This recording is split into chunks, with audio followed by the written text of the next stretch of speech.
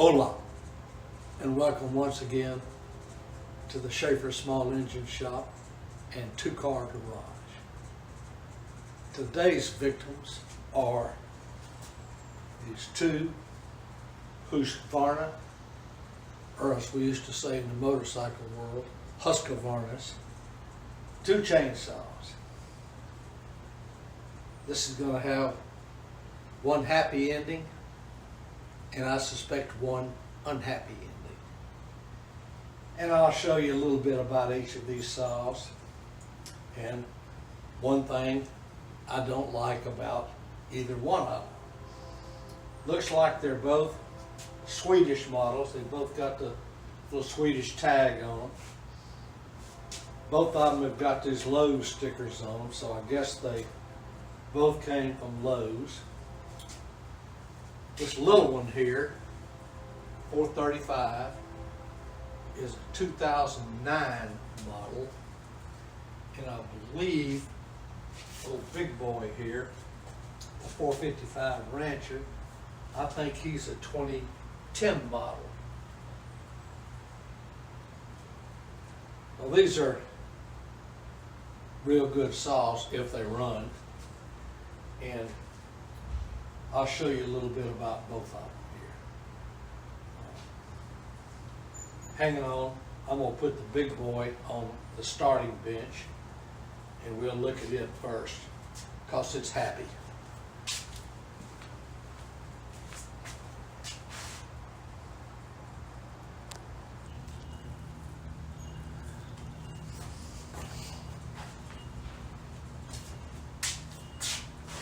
This is a farm chainsaw. Chainsaws generally come in homeowner models, then you go up to farm models, and then you go up to commercial professional models. These farm models are generally bigger saws. They've generally got more metal on them. This has got magnesium clutch cover on it. They're more robust saws than homeowner models. 20-inch bar. This has got a compression release on it, which you're not going to find on any smaller saw. And let's give it a tug and see what she wants to do. So I'm going to punch in the compression release.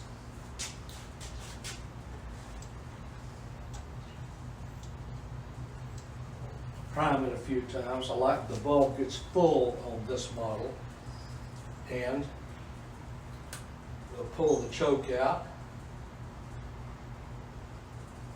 I guess we're ready to go. Let's give it a tug. Whoa. Half choke.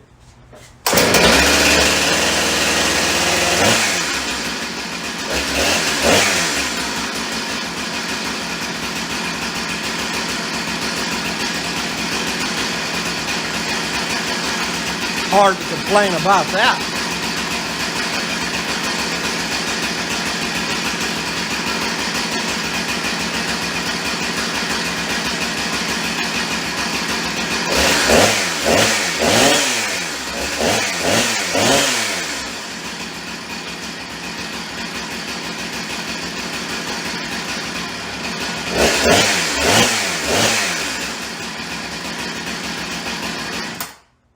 Well, Big Boy is cooperating. Big Boy's putting out some oil. Chain's moving freely. So, I think Mr. 455 Rancher is ready to go back to East Texas to my cousin and let him get out and start cutting down some trees. I'll put little brother on the starting bench.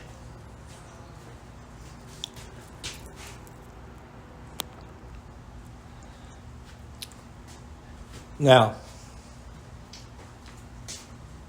I'm going to save us some time here because I have pulled on this saw 1,000 times and it will not fire up. I put a new carburetor in it. It has a good spark plug. The oiler works. I thought maybe I wasn't getting a very good pull on it, so I put a new starter pulley in it, which did absolutely no good. And I'm going to show you just how dead this thing is.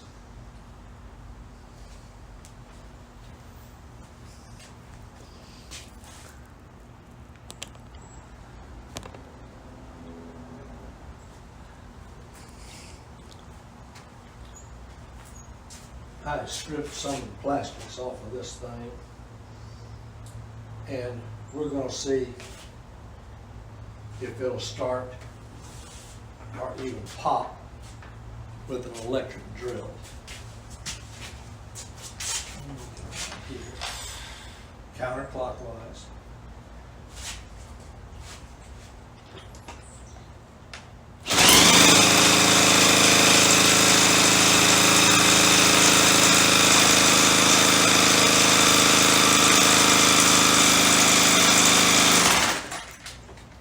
Now let me tell you, when you can spin this thing this fast and you can't get a pop out of it, there's a problem. I think that this thing may have an air leak. Either the seal on the drive side or the seal on the flywheel side is bad, and it's leaking bad enough that it can't get enough fuel into the cylinder to fire up. So the logical thing to do is to do a crankcase compression test, leak down test, and I'll show you where that's a problem with both of these Husqvarnas.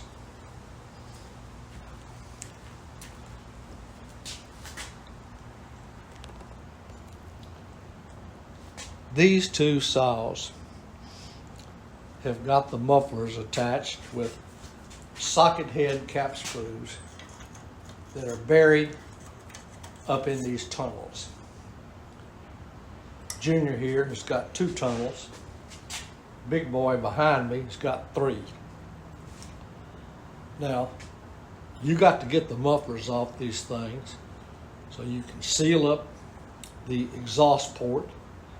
Then you take the carburetor off and you seal up the intake port. And I have all the tools to do that. Little rubber blockers with steel plate, and I've got a Mighty Vac that I can pump up 4 or 5 pounds of pressure in it, get the piston all the way down so the pressure goes down into the crankcase. And if it won't hold pressure, then you got a bad seal or a busted crankcase or some other issue. But you got to get the muffkin off. And these saws being stored out in the barn, 1, 2, 3, 4, and 5 over on Big Boy. Guess how many dirt dauber nests were down? 1, 2, 3, 4, 5. So I had to dig out all the dirt dauber nests, soak them with WD-40, try to get something to loosen up the cap screws.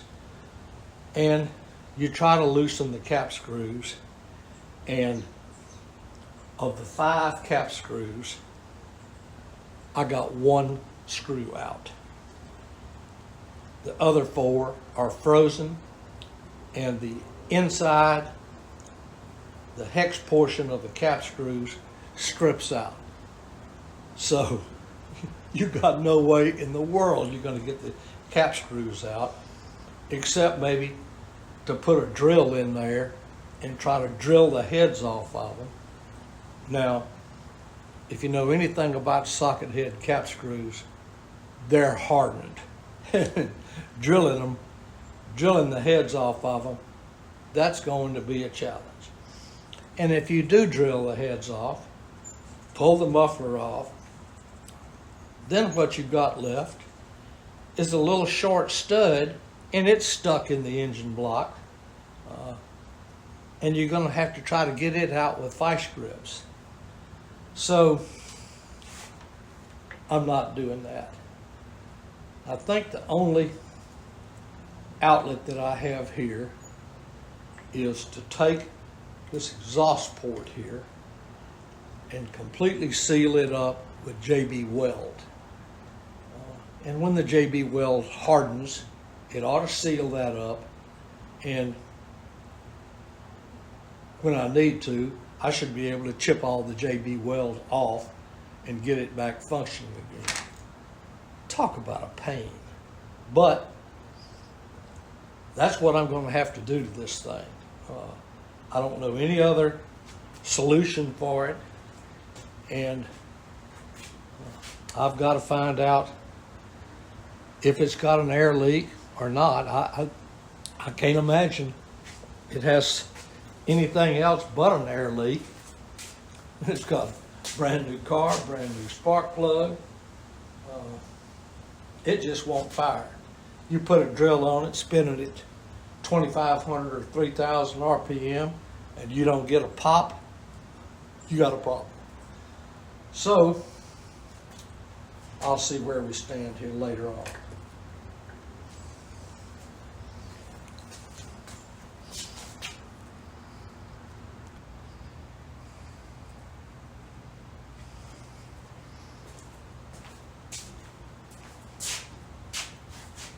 That's all today from the Schaefer Small Engine Shop and Two-Car Garage. Hope this video helps somebody. Thanks for watching.